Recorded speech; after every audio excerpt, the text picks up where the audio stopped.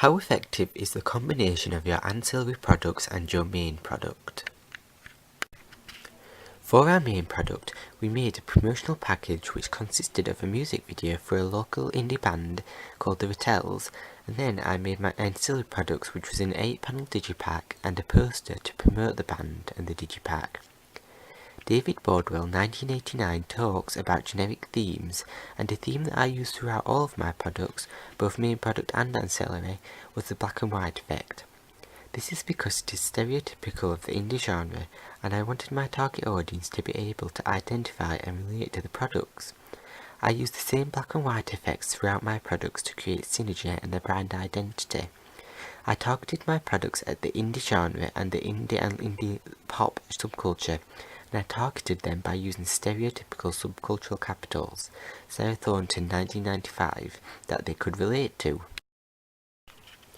On my digipack and music video, I used iconography such as an electronic guitar to connote that the lead singer is a star persona, Richard Dyer, and it also connoted that they were in an indie band, who my target audience might aspire to be like.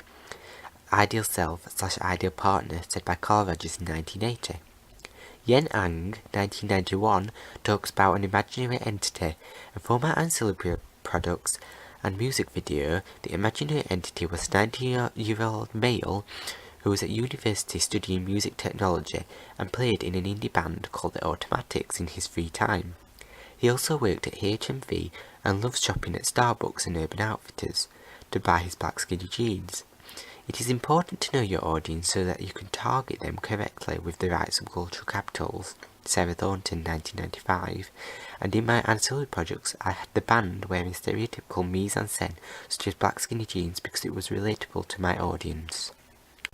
I created a brand with my products by using similar mise-en-scène, colours and shot types in them all.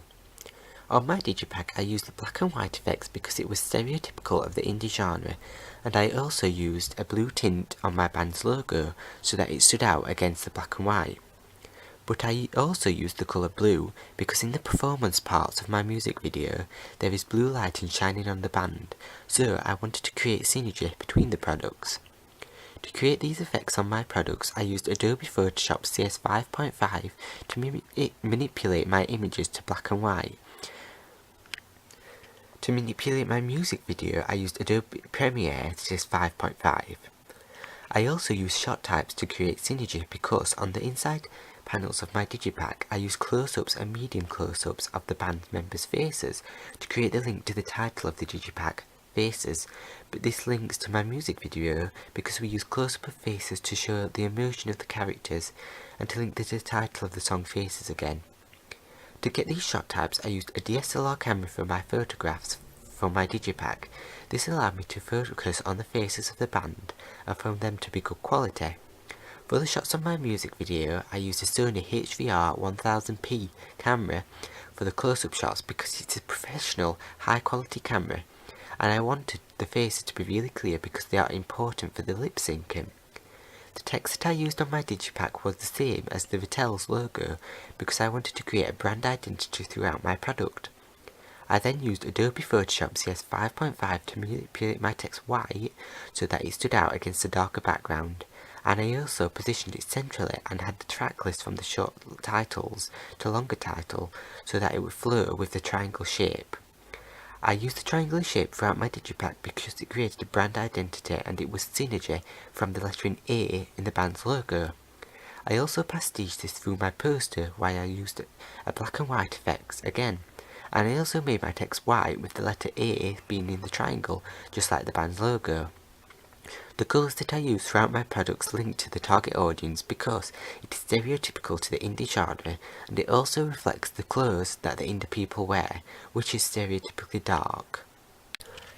On my main image for my digipack, I used a still from my music video because indie music videos sometimes use content from their music videos on their other products.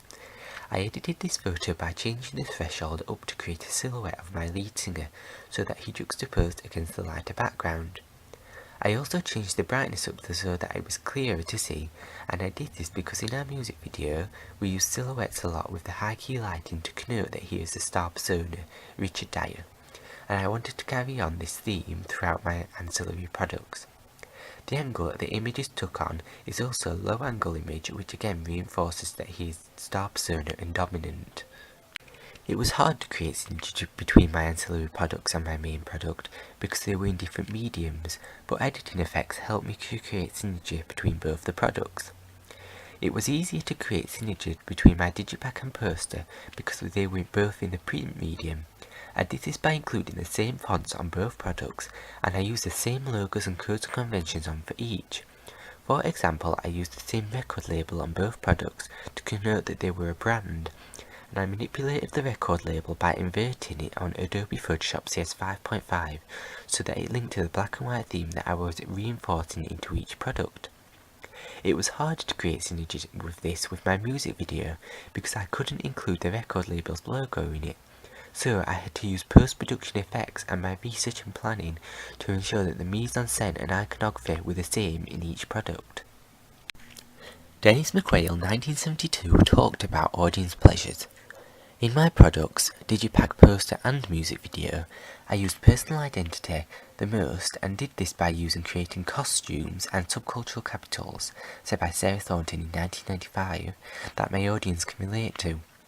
For example, I used instruments throughout my products to make my target audience get involved and start playing an instrument themselves. This wasn't hard to do because the band that I used were already an indie band, so they dressed stereotypically anyway, but we did use a blue lighting effect on them to add an atmospheric atmosphere of a gig, and to make them look like an ideal self/partner, said by Carl Rogers in 1980. By using these, it helped me to create verisimilitude throughout my products, but to create this verisimilitude I had to look at real media text first. I looked at Arctic Monkeys' AM album for my digipack because they target a similar audience, and from this I pastiched the black and white effect to create the theme of indie. To make this have synergy with my music video, I used the black and white effect on my narrative footage, and I pastiched the narrative from Arctic Monkeys' Why'd You Only Call Me When You're High music video, because my narrative was about a relationship between a male and a female, and the male was cheating on the female.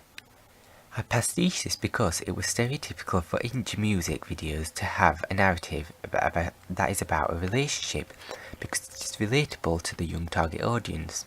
I also followed the stereotypical narrative structure of equilibrium, disequilibrium and resolution, said by Todorov, because it was stereotypical for indie music videos and for the resolution to be at the end of our music video. I had an open narrative, Robert Nelson, because I wanted to challenge the stereotypical codes and conventions of indie music videos. I did this by having my female protagonist punch the screen to connote the switch of dominance from the male antagonist, and this related to my target audience because they are mainly female, so it tells them that they can be dominant.